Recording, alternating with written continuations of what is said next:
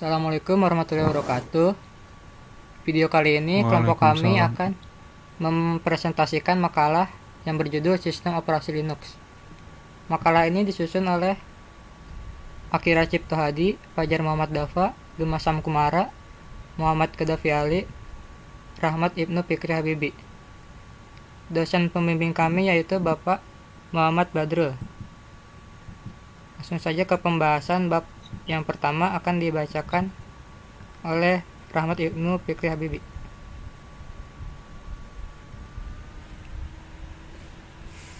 Bab 1 pendahuluan. 1.1 latar belakang. Sebelum kita melangkah lebih jauh berbicara mengenai Linux dan macam-macam distro Linux, kita kenalkan dulu apa itu sebenarnya Linux. Linux adalah nama yang diberikan kepada sistem operasi komputer bertipe Unix. Linux merupakan salah satu contoh hasil pengembangan perangkat lunak bebas dan sumber terbuka utama. Seperti perangkat lunak bebas dan sumber terbuka lainnya pada umumnya. Kode sumber Linux dapat dimodifikasi, digunakan didistribusikan kembali secara bebas oleh siapa saja. Namun Linux berasal dari nama pembuatannya yang diperkenalkan tahun 1991 oleh Linus Torvalds. Sistemnya perangkat sistem dan pustakanya umumnya berasal dari sistem operasi GNU yang diumumkan tahun 1983 oleh Stallman. Kontribusi GNU adalah dasar dari munculnya nama alternatif GNU atau Linux.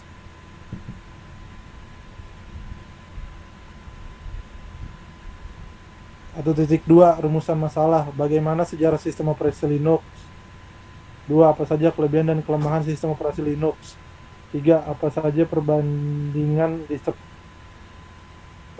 Linux yang dibahas? 1. Tujuan mengetahui sejarah sistem operasi Linux. 2. Mengetahui kelebihan dan kelemahan sistem operasi Linux. 3. Mengetahui perbandingan distro Linux yang dibahas. Bab 2. Pembahasan. Sejarah sistem operasi Linux berawal pada tahun 1969. Para peneliti dari AT dan T Bell Laboratories mulai mengimplementasikan sistem operasi Unix. Kemudian, hasil eksperimen itu dirilis pertama kali pada 1971 menggunakan bahasa assembly. Sebelum kemudian pada 1973 diubah menjadi bahasa C. Penggunaan bahasa tingkat tinggi pada waktu itu membuat sistem operasi Unix bisa dengan mudah digunakan di banyak platform komputer. Lalu Unix terus melambung dengan pesat dengan diberikannya lisensi gratis oleh AT dan T Bell Laboratories. Akan tetapi, pada 1984, Unix dijual sebagai produk berbayar karena AT dan T memutuskan untuk memisahkan diri dari Bell Lab. Dimulai awal tahun 1990, program untuk sistem operasi Unix telah berhasil diperbanyak dan mulai dilengkapi meski elemen seperti kernel masih belum terlengkapi. Karena itulah Linus Torvalds mulai tertarik. Next slide-nya. Dengan OS. Karena itulah Linus Torvalds mulai tertarik dengan OS jika saja waktu itu sudah ada kernel GNU, tentu dia tidak akan memulai proses pembuatannya. Pada 1991 inti sejarah Linux dimulai. Jadi Linus sebagai mahasiswa Universitas Helsinki pada waktu itu mulai penasaran dengan sistem operasi. Tapi ia frustasi karena lisensi Minix waktu itu cuma bisa diakses untuk kepentingan pendidikan. Karena itulah ia membuat kernel sendiri yaitu Linux. Ia pun mengembangkan Linux di Minix sampai matang. Kemudian Linux mengganti lisensi Minix jadi GNU GPL. Kemudian pengembangan terus dilakukan oleh para profesional hingga terjadi integrasi antara Linux kernel dengan komponen GNU. Kolaborasi tersebut menghasilkan sistem operasi gratis yang dapat dilakukan fungsinya dengan utuh. Dulunya Linus Torvalds ingin memberi nama kernelnya dengan nama Freak, gabungan dari Free, Freak, dan Unix. Bahkan di awal pekerjaannya, ia sudah memberi nama Freak di beberapa file. Pada waktu itu, ia pun sempat mempertimbangkan nama Linux, tapi ia hiraukan karena dianggap kepentingan pribadi. Nah, baru pada masa perkembangan file, hasil pembuatan diunggah pada FTP server, kemudian salah seorang kawannya di FTP server Terver menilai bahwa nama Freak kurang menarik. Tanpa konsultasi dulu dengan Linus, ia mengubah nama dari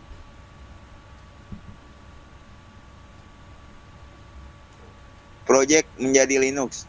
Pada akhirnya Linus tetap menyetujui penggantian nama tersebut. Sejak saat itulah nama Linux dipakai hingga saat ini dan melengkapi sejarah Linux sampai sekarang. 2.2 Kelebihan dan kelemahan sistem operasi Linux. Pertama, ada kelebihan Linux. Pengembangan terus memperbarui agar Linux bisa bertahan sesuai dengan perkembangan zaman. Salah satu kelebihan dan kekurangan Linux adalah bersifat open source, yang tentu bisa diakses secara gratis oleh siapapun. Tetapi karena gratis itulah perlu menyesuaikan dan proses pembelajaran agar bisa menggunakan Linux dengan optimal. Agar lebih lengkap, berikut beberapa kelebihan dan kekurangan Linux-nya. Pertama, ada open source. Kelebihan utama dari sistem operasi Linux ini yaitu ada kode sumber yang ada di dalam sistem operasi, terbuka untuk siapa saja. Open source juga berarti gratis dan bisa dikembangkan sesuai dengan keinginan pengembang. Bahkan penggunanya tidak terbatas dan tidak dimodifikasi dengan tujuan apapun. Kemudian ada keamanan. Berbeda dengan Windows, kelebihan dan kekurangan Linux ada pada keamanannya. Linux membutuhkan authorization setiap kali penggunanya ingin menjalankan program, sehingga virus akan kesulitan berjalan di perangkat lunak. Akan tetapi, bukan karena kesulitan tersebut Linux tidak ada virusnya. Sama seperti Windows, Linux juga berpotensi terjangkit virus. Hanya saja tidak separah Windows. Keamanan tidak hanya menyangkut virus, keamanan privasi dan data personal pengguna juga terjamin di Linux. Linux sendiri tidak mengumpulkan data pengguna ketika menggunakan distro atau software tertentu. Tidak seperti kebanyakan sistem operasi lainnya yang membutuhkan data pribadi penggunanya. Kemudian ada yang ketiga, ringan. Berbeda dengan Windows yang menggunakan Graphical User Interface atau disingkat GUI, sehingga tampilannya menjadi cukup penting untuk membantu pengguna. Linux lebih ke command line melalui perintah yang berbasis teks, sehingga menjadikan Linux lebih ringan dibandingkan dengan Windows atau kebanyakan sistem operasi pada umumnya.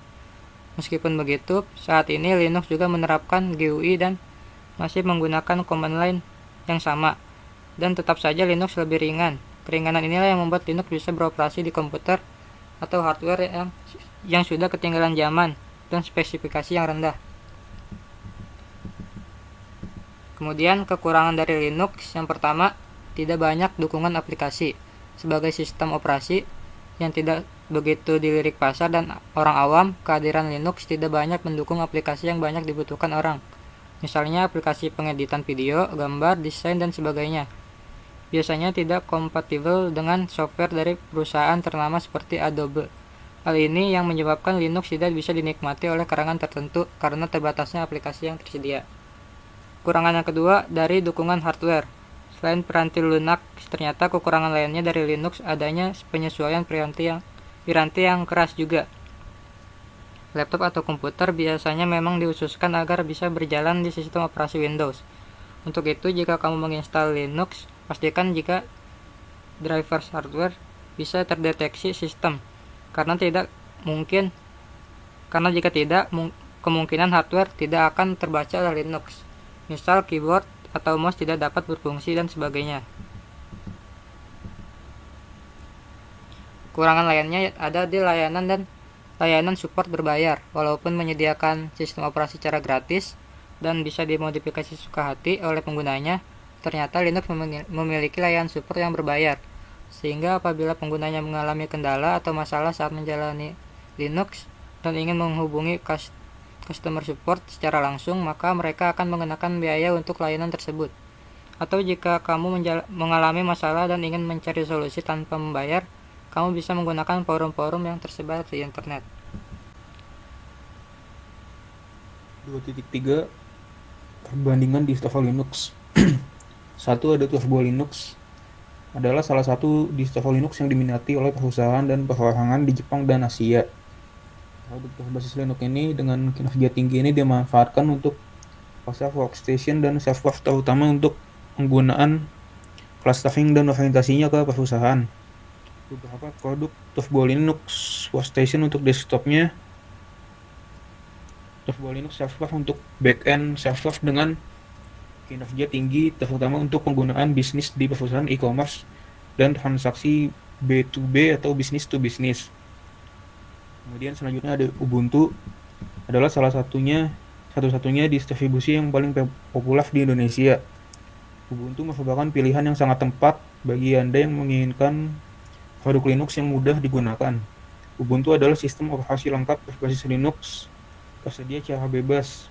Ubuntu dikembangkan oleh komunitas sukarelawan Ubuntu. Komunitas Ubuntu dibentuk dengan gagasan yang terdapat di dalam filosofi Ubuntu, bahwa perangkat lunak harus tersedia dengan bebas biaya, bahwa aplikasi perangkat lunak tersebut harus dapat digunakan dalam bahasa lokal masing-masing dan untuk orang yang mempunyai keterbatasan fisik, dan bahwa pengguna harus mempunyai kebebasan untuk mengubah perangkat lunak sesuai dengan apa yang mereka butuhkan. Kemudian yang ketiga ada Debian atau GNU Linux. Debian atau GNU Linux adalah distro non-komersial yang dihasilkan oleh para sukarelawan dari seluruh dunia yang saling bekerja sama melalui internet. Distro ini menginginkan adanya semangat open source yang harus tetap ada pada Debian. Kedinamisan distro ini membuat setiap rilis paket-paketnya diupdate setiap waktu dan dapat diakses melalui utilitas apt-get.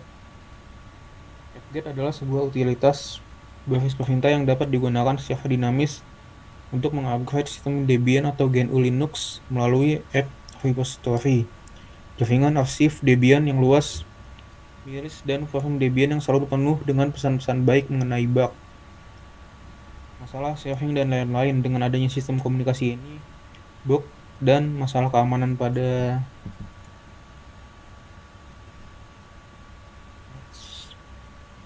paket dapat dilaporkan oleh para pengguna dan pengembang Debian dengan cepat. Keuntungan Debian adalah upgradability, ketergantungan antar paket didefinisikan dengan baik, dan pengembangnya secara terbuka. Bab 3 penutup. Kumpulan Linux adalah sebuah program open source yang gratis di bawah lisensi GNU.